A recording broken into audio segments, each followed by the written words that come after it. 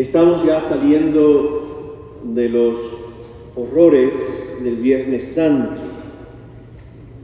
Hoy ya salimos de ese día de total abandono, el arresto de Jesús, el juicio que fue una gran trampa, las torturas y la ejecución en la cruz. Yo decía el Viernes Santo que las dos palabras que acompañan ese día es el silencio y el esperar.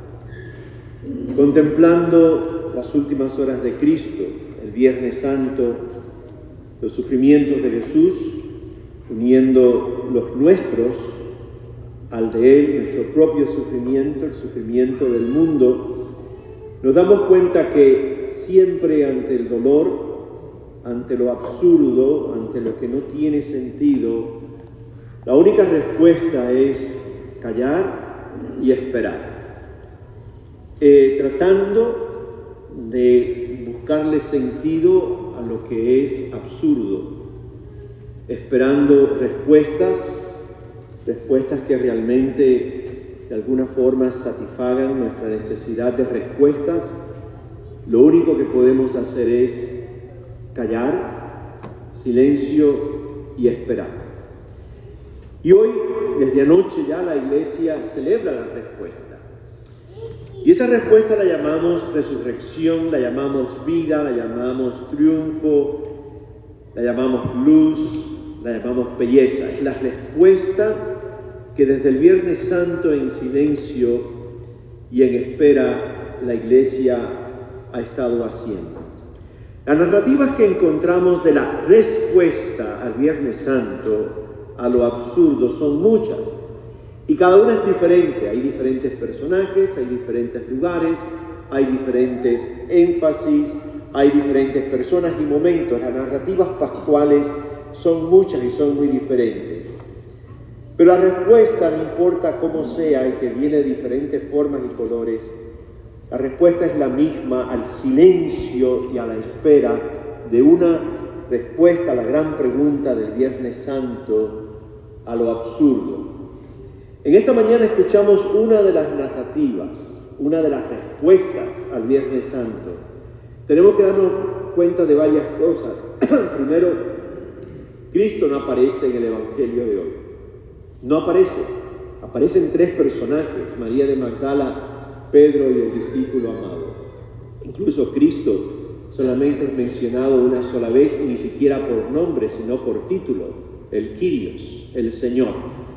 Y aparece una tumba vacía, una narrativa muy particular, porque Jesús, el resucitado, no aparece por ningún lado. Solamente aparece una tumba vacía y tres personajes. El primero, María de Magdala. Y hay que recordar que los discípulos, las mujeres, todavía están esperando y todavía están en el silencio. No han tenido ninguna respuesta todavía. Las memorias y las emociones del Calvario todavía están frescos. Apenas han pasado 24 horas. Todavía están en shock esta gente. Todavía el dolor, la culpa de Pedro, toda aquella oscuridad que hemos vivido desde el Viernes Santo todavía los tenía atrapado a esta gente. ¿Qué hacer? ¿Para dónde vamos? ¿Qué ha pasado? ¿Cómo hemos cambiado? Entonces, en el primer personaje que menciona hoy, la primera narrativa de la Pascua, la respuesta es María de Magdala. María de Magdala sabemos que amó profundamente a Jesús. María de Magdala es real. No hay nada fake en María de Magdala. Y Jesús la amó de la misma forma. La amó con una intensidad enorme. Y no nos podemos imaginar el dolor de esta discípula. Es inconcebible para nosotros imaginarnos la angustia interior de María de Magdala. María Magdala ve que la piedra que cubría la puerta al sepulcro de Jesús había sido removida. No entra. María Magdala no entra al sepulcro. Simplemente lo que asume es, dice el texto, que alguien se llevó el cuerpo de Jesús. No tiene idea dónde lo han puesto y horrorizada lo que hace es salir corriendo a buscar a Pedro y a los discípulos para decirle que se llevaron el cuerpo de Jesús y que nadie sabe dónde lo han puesto. El segundo personaje es Pedro. Pedro corre cuando escucha que María dice que se han llevado el cuerpo de Jesús. Pedro no es un buen corredor, llega tarde. El discípulo amado sale corriendo junto con Pedro, llega primero al sepulcro, pero el discípulo amado no entra al sepulcro, espera que Pedro llegue. Pedro entra a la tumba vacía, ve que los lienzos que cubrían el cuerpo de Jesús están colocados en el suelo, que el sudario que cubría la cabeza y el rostro de Jesús están aparte, dobladitos en una esquina. Y te da la impresión que lo que Pedro a donde entra es un espacio que, como digo yo, es la escena del crimen que han limpiado. Todo está organizado, doblado el sudario, colocado en el piso, el paño que cubría la cabeza también dobladito aparte en una esquina. Es una imagen, por lo que tú escuchas, que refleja que aquel sepulcro estaba limpio, estaba organizado y todo estaba en su sitio. Y llega finalmente el tercer personaje del texto de hoy, que es el discípulo amado. Y finalmente entra al sepulcro. Después que Pedro entró. Cuando él llegó primero, lo único que había hecho era, dice el texto, que miró así desde afuera, pero tampoco entró. Esperó que Pedro llegara. Y finalmente entró. Y aquí el texto del Evangelio ya no nos da ninguna información de lo que el discípulo amado ve. No te dice lo que si el sudario estaba en un lugar, que si los lienzos estaban doblados en otro lugar. Lo único que el texto dice de una forma tan corta, tan sencilla, es que el discípulo amado entró, vio y creyó.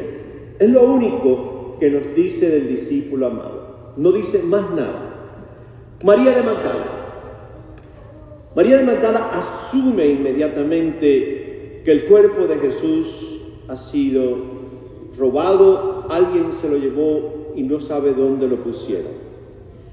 Gente, el dolor, el sufrimiento, la confusión, las preguntas que tantos tenemos en la cabeza y que no encontramos respuesta, hace que muchas veces asumamos muchas cosas, que hagamos muchas interpretaciones, que la mayoría de las veces, por no decir todas, son interpretaciones y asunciones totalmente equivocadas.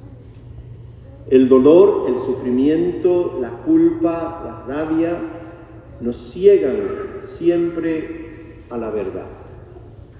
María de Magdala nos dice en esta mañana de resurrección, gente, nunca asuman nada cuando no sepan. María de Magdala nos dice en esta mañana, nunca asumas nada cuando estés sufriendo. Ignacio de Loyola, quizás el maestro espiritual más sabio en la historia de la Iglesia, nos dice que cuando estemos en estados de desolación emocional y espiritual, nunca hagamos cambios, porque nos vamos a equivocar. María de Magdala nos está diciendo esta mañana, espera Pedro y esperas tú cuando estés en un estado de profunda tristeza y confusión, espera. No asumas absolutamente nada. La respuesta te llegará poco a poco. Pedro ve todo organizado, Pedro lo ve todo limpio, lo ve todo en su lugar. La escena del crimen ha sido limpiada, ha sido organizada. Y creo que Pedro representa esa parte tuya y mía que muchas veces utilizamos más de la cuenta, y es utilizar la cabeza. Utilizamos a veces la lógica más de la cuenta, utilizamos la razón más de la cuenta, y cuando eso lo hacemos, casi siempre estamos equivocados también.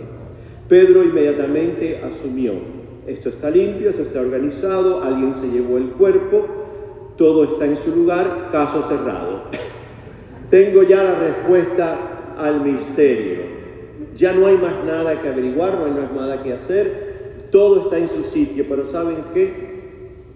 Pedro todavía no tiene ni fe, ni tiene vida, ni tiene luz, ni tiene esperanza. Lo que tiene es una respuesta lógica que el brain, el cerebrito, le ha ofrecido.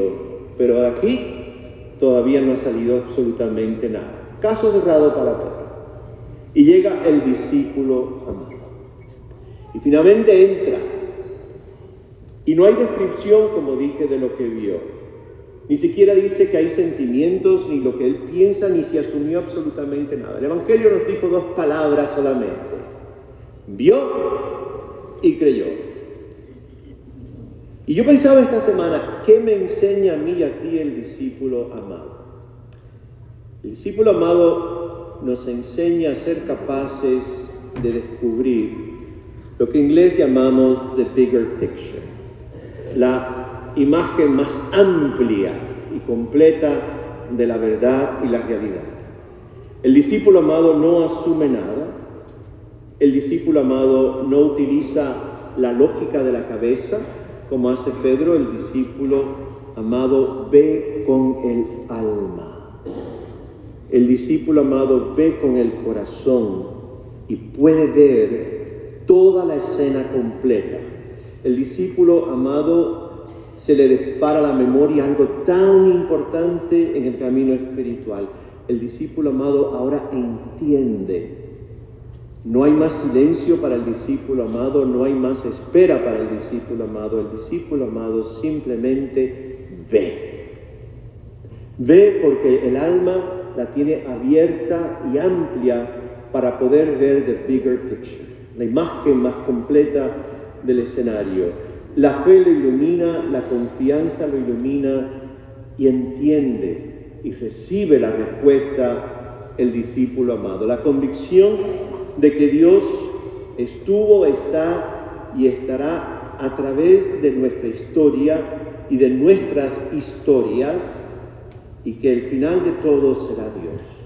Porque el discípulo amado entiende que el Padre lo hizo en su Hijo Jesús.